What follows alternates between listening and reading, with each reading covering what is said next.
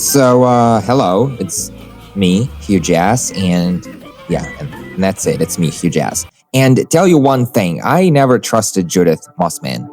She's got a lot going on in the looks and smarts department, if you ask me, that she does, but I still couldn't trust that bitch. You should stay with Eli. Go on, I'll rejoin you shortly. First of all, just look at her shadow. It's all out of whack, and it kicks my anxiety into gear. But it gets even worse. Remember that part where you've just made it to Black Mesa East and you set foot in that decontamination chamber with those bulky blast doors dropping behind your back? Well, this is where you want to pay extra attention to that little screen on the control panel right next to what looks like, what are those, like traffic lights? Yeah, traffic lights. Next thing you know, there she is, Judith Mossman herself, right there on that small screen, acting like a fangirl and talking to Freeman while he gets scanned into the facility. But what doesn't add up is the lack of anything that looks like a camera which would have filmed Judith while she spoke to me from where she stood on that bridge. So you're welcome to check out this entire area as soon as you're admitted into the facility. There are a few screens, but where is the camera that must have been filming Judith the whole time? Where did that footage come from? Good to know you. Have you ever stopped to think about Ravenhalm and Black Mesa East and just the way they're both set up? They seem to be right next to each other. And yes, you can see what could very well be Ravenhalm's foreshadowing from atop the dam towards the end of Water Hazard. But that's old news, right? Everybody knows that. Literally everybody. What I did instead was knock-lip around the Black Mesa East area, and while it reveals the tunnel that takes you straight into the ghost town is actually not that far out, and the part of it where it should be entering Ravenhalm, well, it turns out to be right next to Black Mesa East. So I googled it, and this hand-drawn map that came up in my search outlines it pretty well. So if anything, Ravenhalm, or at the very least its outermost edges, should be right on top of that ridge that crowns Black Mesa East. That means those decals you can see from a distance aren't entirely accurate. And if this map is anything to go by, the scrapyard where you hang out with Alyx while she schools you on the use of the gravity gun would be right outside of Ravenhalm, possibly even sharing a common border. Passing by that sealed-off tunnel is one thing, but let me tell you this gives me some next-level chills to think Ravenhalm must be so very close, like right up there. And speaking of the town entrance, hanging around the sealed-off passage to Ravenhalm, various disturbing noises can be heard echoing up the tunnel from where the ghost town is. Believe me, that tunnel is sealed for a reason.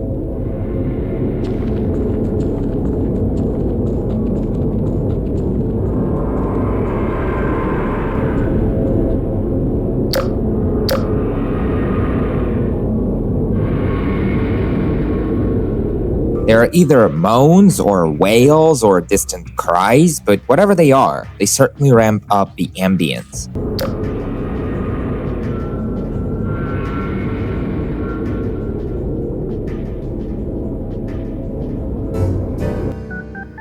So, about Alyx Vance, she's got a few things going on. Like, did you realize she was wearing purple underwear? I mean, none of my business that isn't, but yeah, if you look closely, you might just see a small edge of what looks like purple undies. Hope they're thongs. Kinda makes you wonder what color Eli's trunks are.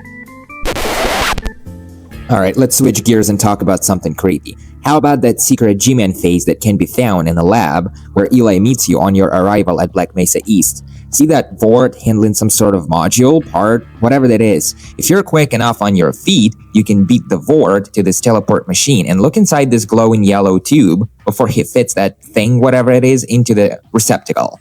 And there he is, right there. Well, not yet. If you take a screenshot of that bright yellow nothingness and check it out in any graphic editor of your choice, fiddle around with contrast and brightness, soon enough, a low-resolution face will be revealed. And there he is, the Gman. I know some people like to use cheat commands and whack the Vord to do that, but that really isn't necessary. Really, all you have to do is... All we had to do was follow the damn train, CJ! Get there fast enough to catch a glimpse of what's inside. And since we're talking about the Gman, a very strange busted-out window can be found in Ravenhalm, just up the alley past the workshop with the engine block trap. Wow, that is a mouthful. But anyway, it's strange simply because it's got an entire room behind it with nothing to show for it whatsoever. You can still peek into the room, just toss some crates or boxes to build a stack high enough to get up there and have a look inside. Rumor has it that's where an encounter with the Gman was going to happen before it was ultimately scrapped for whatever reason. To this day, a few hoaxes, mostly just players running mods on their Half-Life 2 exist that claim earlier versions of the game still contain this sighting, which is highly unlikely to be true since I've checked this out on every version of the game I own, including, yes, the physical 2004 original build. Now, I bet you already know that the roller mine, aka the ball you used to play fetch with Dog at the scrapyard, can ride shotgun all the way to Ravenhalm and then some, using your newly acquired gravity gun, of course. Obviously, it's nowhere near large enough to run down zombies, but it still makes for a great decoy and keeps them busy while you line up your shots. As for headcrabs, well, those damn critters don't stand a chance. But there's more where that came from. You might think the ball is right there, covered by that washing machine tumbler, is it? The entire time, which isn't the case at all. If you clip through before Dog lifts the tumbler, you'll find the ball missing. So it turns out it's not spawned right up until Dog goes to fetch it. Last but not least, if you punt the ball so far out of bounds that Dog can no longer get it, he'll be taken aback for a few seconds, then proceed to throw random shit, pallets, crates, slabs of rock. If you clear those up too, he'll literally stand there, dumbfounded and flabbergasted, like, what the hell? Oh, and yes, Father Gregori can indeed be whacked by the player towards the chapter's conclusion. To make that happen, we're gonna need several things in our shopping list. A radiator, 2 cinder blocks, but feel free to slip in a saw blade or 2 for good measure, that gravity gun of yours, and just a sprinkle of ingenuity. Stack the cinder blocks on top of the radiator that's been flipped on its side, right? Now it's important that the whole Tetris stack has been placed right up against the left side of the gates, as this is where Father Gregori comes over to say goodbye before totally blowing his top off, crazy son of a bitch. Father Gregori will soon drop the gate behind your back and shuffle over to send you packing into a darker place, whatever that is. Farewell, brother. I feared I'd deliver you to a darker place. Now is the time to act. Don't just stand there looking pretty. Whip out that gravity gun, aim at the cinder blocks, and press fire repeatedly. Now...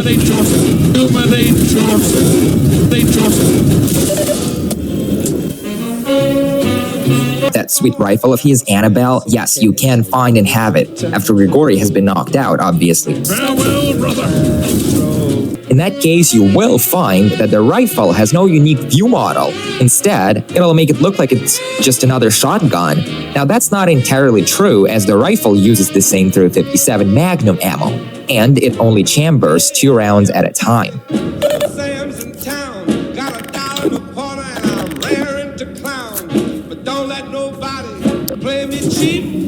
Other than that, feel free to carry this thing with you from now going forward. It's not like, Gregori will need that shit in his afterlife. Oh, and by the way, speaking of .357 mag ammo, a secret out-of-the-way stash of .357 mag ammo can be discovered on the 2nd floor, right across from the caged-up zombie and the propane tank. Now, it's not marked with a lambda, so this one can really sneak by easily. Place a barrel or a crate to get up there. And there it is, up for grabs. Speaking of Judith, I swear to whatever higher power you believe in, she gives me the heebie-jeebies every time I turn to look at that damsel. I mean, have you ever spied on her just before she picks the fight with Alyx at Black Mesa East? I mean, 1 second she just stands there staring at those screens, then out of the blue she spins around with her face all twisted up like a pretzel, and she seems to be looking in Alyx's direction even before she's anywhere near enough to even see Alyx. Just look at that. Goodness.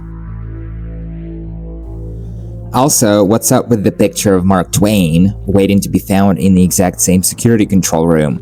Simply switch your flashlight on and point it between the 2 monitors. Right there. There it is. If you're scratching your head right now, trying to think about who Mark Twain even is, Well, truth be told, you're in good company. Now, this one ain't very obvious and takes some paying attention to notice, but Alyx will be humming a tune while she works on that teleport thing up there.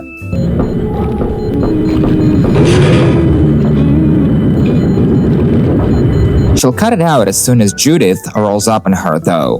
That bitch. Alyx? I thought you were on watch. There's something strange about that combine attack helicopter, the one that swoops down on Black Mesa East while Alyx teaches you, in a scrapyard. If you hang back and watch it while Alyx and Dog beat it, for instance, at one point it starts firing missiles at those huge drain pipes. The real question is, what's with those drain pipes? I like to think it's simply trying to get rid of the damn crows that have been nesting in those, because throwing a crate or a barrel into the other pair of drain pipes nearby will set off a murder of crows. There they go, flying away. And in all honesty, it makes very little sense, if at all, to see these Combine posters around Ravenhalm. Thing is, Ravenhalm was never under Combine control to begin with, and it's heavily implied to have been destroyed by Combine headcrab shells with no ground assault having taken place ever, seeing as there are no Combine bodies to be found. So it's unlikely any Combine troops would have marched through the village putting up some propaganda posters following the massacre. And if those have been there since before the Resistance sought refuge in Ravenholm, then wouldn't the town residents have torn them down? So where did these posters come from? Now, this is probably one of the most widely known facts, but hanging around certain parts of Ravenholm, various disturbing sounds can be heard, from what could easily be described as a male sobbing, a muffled scream as if someone with a gagged mouth tried to cry out for help, and even a child's scream, which is the most disturbing one of the bunch, considering there hasn't been a child in Half-Life in at least a decade.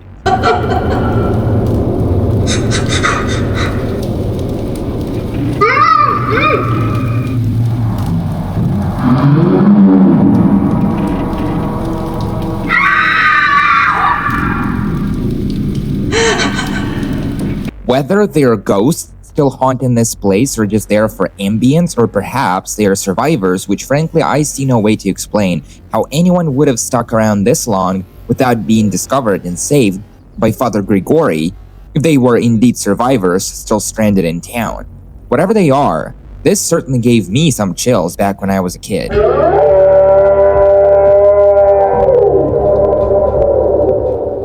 More 357 Magnum ammo is to be found early on at the scrapyard when you just laid your hands on the gravity gun. It's right up there on that ledge, right next to the old HEV charger faceplate, finding which unlocks an achievement. Use the gravity gun to stack some crates, and there it is, the old HEV charger plate from way back when you still worked at Black Mesa Research Facility. Takes you back some, eh? That part where you get split up from Alyx, right after the Combine raid on Black Mesa East, and it pulls down the tunnel right in front of your face. Well, Alyx will then tell Freeman to clear out by way of Ravenhalm, right? While she hangs back to save her dad. What's curious is all that racket and sounds of gunfire coming from Alyx's side of things ain't as fake as you might like to think. Not clipping past the cave-in reveals a dead Vortigant now shriveled up on the floor right where Eli meets Gordon on his arrival at Black Mesa East. Also, the two other Vorts will appear to be fighting Metrocups, who will now be piling into the main lab like there's no tomorrow. Now, these Metrocups will never cease to spawn, and other than that, they are as real as they come. But what's really interesting is that apart from engaging Metrocups spawning out of thin air, these Vorts will also take their time to juice up Freeman's suit with their little razzle-dazzle magic thing. I have a few things to attend to, Dr. Freeman. Let Eli show you around. Oh, and by the way, Judith Mossman is rocking a slim gilded or possibly golden bracelet with letters spelling out progress. I don't even know what that's all about. All that Shrew is good at is staring at people and fucking lying. I have a few things to attend to, Dr. Freeman. Let Eli show you around.